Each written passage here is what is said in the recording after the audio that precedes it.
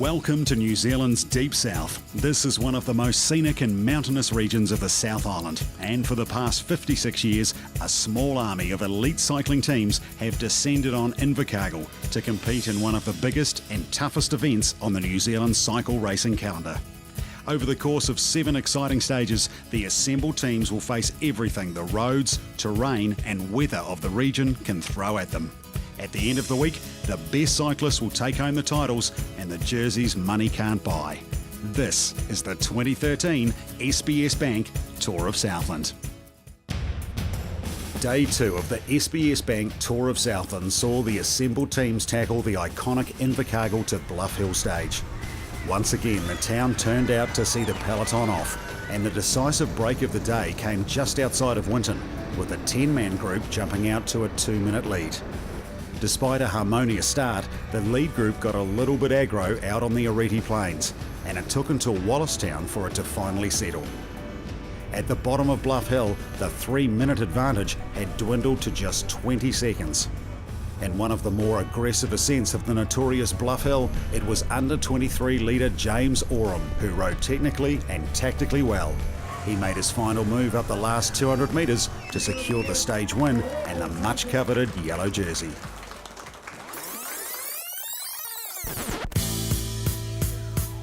No, I've never ridden Bluff before. I drove up on the Saturday before we started, and it was thought it was pretty challenging just in the truck. So to ride up it was after a long day on the break was, a bit more than I anticipated.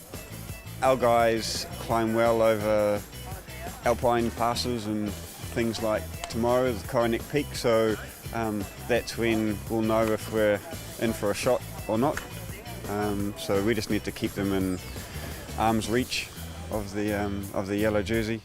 The whole ride, we've been thinking that the Coronet Peak stage is going to be the decisive one, and the goal for us is to look after the boys, look after Michael Corkler and Jeremy Venell, keep them out of trouble, and we've done a good job doing that so far. They're right there in the mix, and it's looking good. Stage 3 of the SBS Bank Tour of Southland showcases the natural beauty of Western Southland.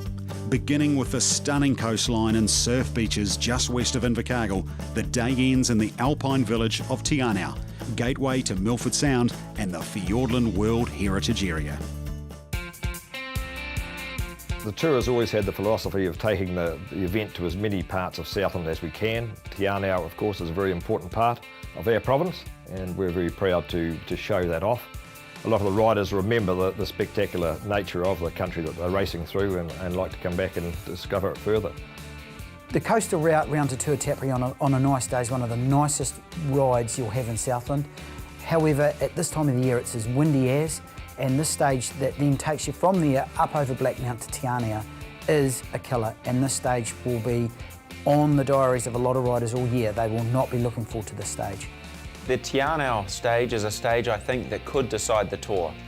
If you're one of the climbers and you lose ground to the leaders in those crosswinds, you could easily lose 20 minutes to the finish.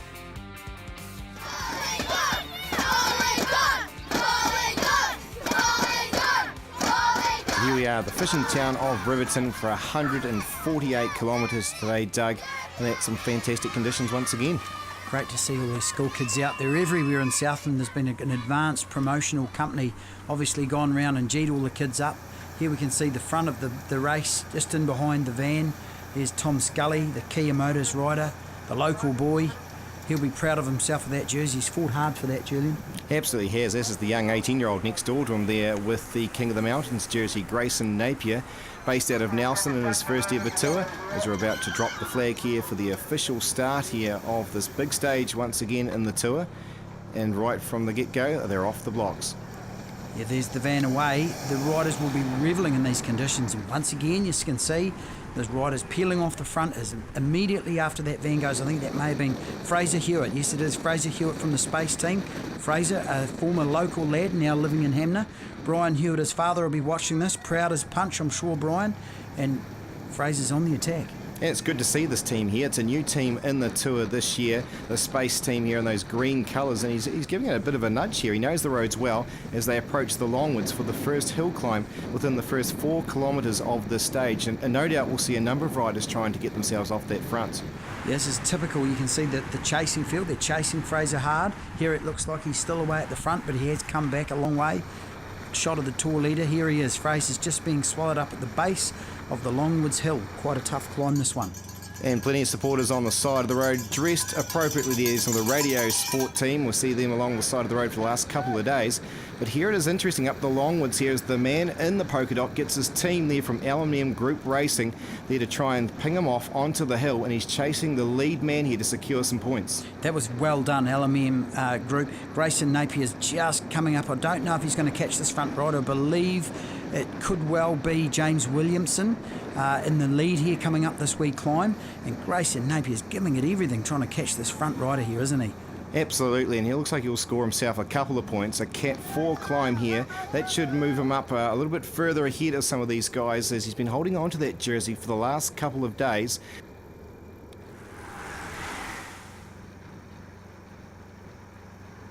So after the initial burst over the Longwoods here, we have 5 riders here that are starting to make their way off the front with Calder Stewart, H&J's Outdoor World as well in the mix here. Team Polygon for the first time in the last couple of days. We've seen them now starting to mix things up along with Ascot, and it looks like a rider further back from Pure.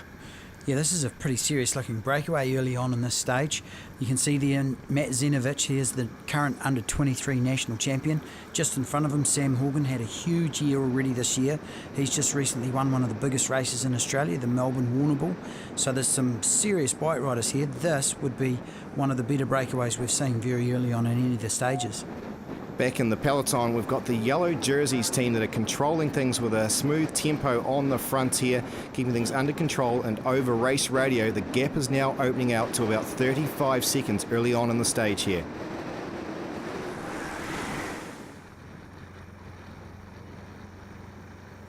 So here's our lead group of 7 riders here with a decent sort of a gap starting to open up as we make our way around the coastal area of Southland. Fantastic weather, and you couldn't get a better scenic spot to drive around. This is part of the Southern Scenic Route, and it is just wonderful conditions for this bike race today. Here we are with a bit of feeding going on amongst the teams as they make their way back to their team vans to receive the food, the drink, then carefully make their way back up to the Peloton. Yeah, it's an interesting concept, Julian. This is probably a lot safer than feeding off the side of the road. Interestingly enough, none of the riders are allowed to throw any of the bottles away, and they've all got to keep their bottles or put them back in the team van. So back to close quarters here, but everything pretty relaxed amongst the Peloton as they've received all their drinks and are now starting to get back into action as, touch the wheel, number 45, that's Miller of the South Shore team. The young man has not looked the right way and has managed to touch the wheel and bring himself down. That was a really unfortunate accident for that young man, just looking the wrong way, touched the wheel, classic bike racing accident. He'll be sore for a couple of days on that one. And there we are at the back of the group with the Barry Stewart Builders team, Gordon McCauley's team, 2-time winner, 20-time finisher, and all-round legend. You know, they're friendly people down here. It's a fun tour. In my opinion, it's New Zealand's best bike race. You know, I think it has a really good reputation internationally. You know, you get a lot of guys over here that simply can't win it. You know, it's our national tour. New Zealand riders take a lot of pride in it, and we all want to win it, or win stages, or win one of the jerseys. It's the race to make a name for yourself. This will be my 21st tour. Hopefully this year I'll go a bit better than I did on my first tour where I finished last, 45 minutes behind second last. So far I've won the tour twice. I've won King of the Mountains 3 times. I've won Sprint Ace 3 times. I've won 14 stages. And I would say unofficially, despite there being no grey jersey competition, I think I've won the grey jersey for the old buggers 5 or 6 times. The record number of starts in the tour is 23. It's Brian Fowler. He finished 22. So after this, I've got 2 to go till I break the record. So I'll be back for at least another 2 years. You know, I still love racing my bike, and I get really pissed off and annoyed really when I hear people say, you know, you're getting on and you should retire. And take up a supporting role. Why? I love racing my bike. I'm still good at it. I can still win races. Perhaps I'm not as good as what I was 5 or 6 years ago, but I can still be at the pointy end when it counts and race for the win. You know, I don't come here for a suntan. I come down here to race on the cold days. You know, last year it was pretty disappointing, to be honest. The only stage that was really, really filthy was the last stage, and that stage I moved from 9th overall to 4th. They're the stages I look forward to. The harder, the windier, the rainier, the snowier, the better it is.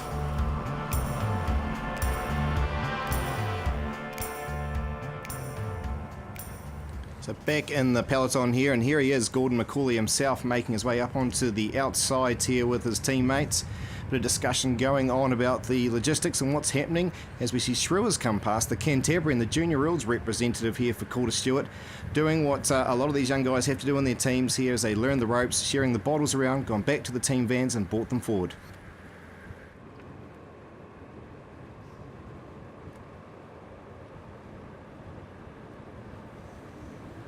So we're approaching yet another one of the sprints on offer here in the tour, which it's well known for, and it's Zenovic who's gone off the front from Invercargill. And we'll see some sort of reaction possibly from the remainder of his breakaway companions. Yeah, it stirs things up a bit in the breakaway, chucking these preems in. You can see here Kieran Hambrook from the Ascot Park Kia Motors. He's raced extensively in Belgium this year, had a huge year. So he'll be revelling in these conditions. It is really good racing conditions out there today. The riders are very, very lucky. This is out of the box for this stage. And for those of you new to it here, they pick up a few dollars away with those sprints, but also points towards the Harcourt Sprint Ace. So here we are back at the front of the peloton, Kiwi Velo, Tour Leaders team having to chase, and you can see here the long straights as we approach the Otahu Flat. Julian, this is a reasonably sedate pace, I must say. There's a bit of chatting going on. They're not in any hurry. No, nobody looking too intense there whatsoever as we see the pink jersey on the shoulders of Liam Aitchison, a Junior Worlds medalist this year. There's our king of the mountains here, Grayson Napier. We saw him earlier on today. Next to a former yellow leader in the tour in the past, that's Jeremy Venell.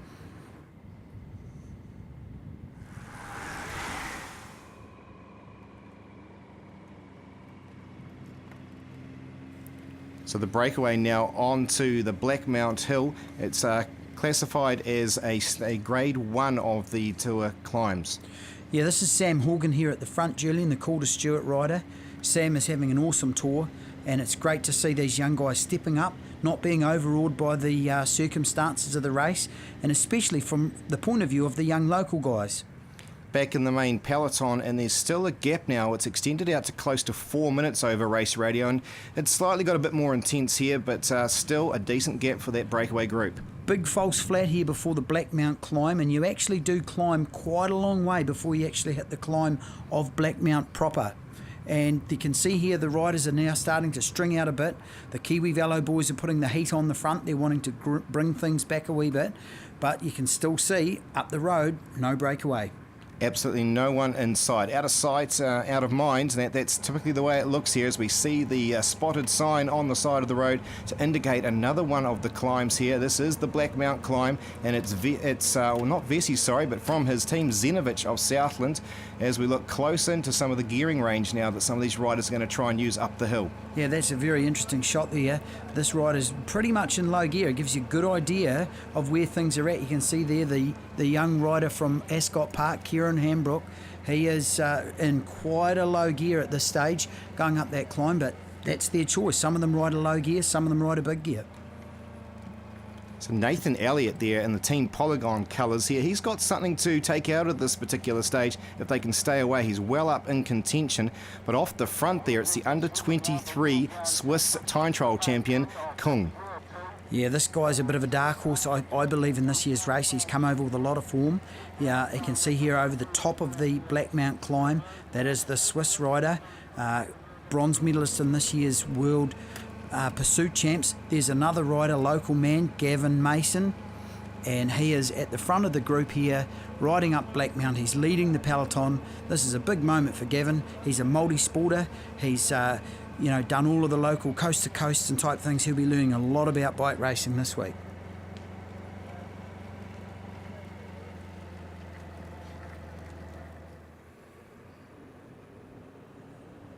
On the descent now with this breakaway group, and we saw the other guys making their way up the hill. It is still, though, at about a 3-minute advantage to this group now of 6 riders, as Van der Hayden has found the going too tough up the hill.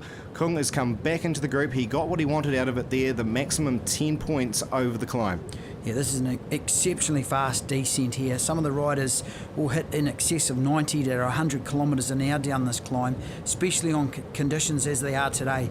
Beautiful biking conditions, and they'll be really, really enjoying roaring down the other side of Blackmount.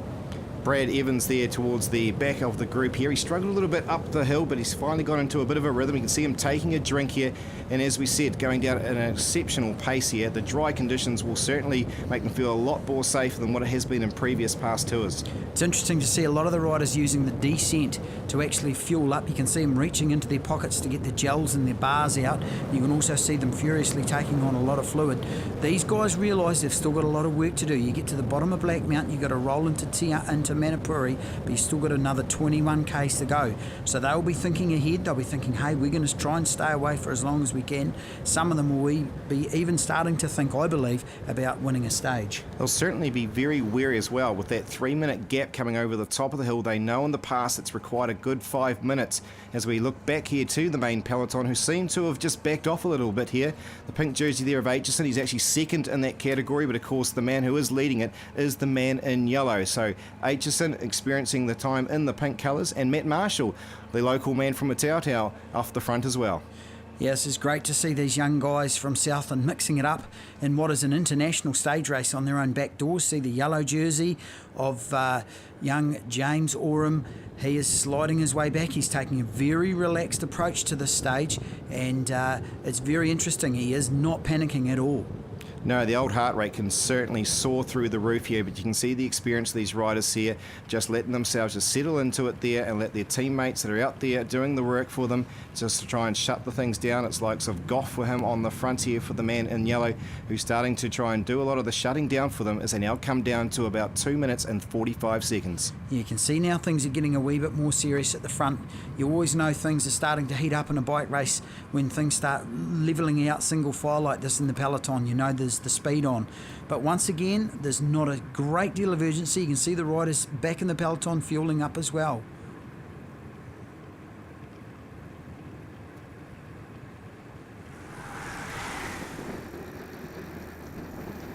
The beautiful lakeside approaches here as the lead group of 6 riders turn to the right into Manapuri. 20 kilometres now remaining for these riders here, and it's hovering around about the 2-minute 15 mark on the chasing peloton.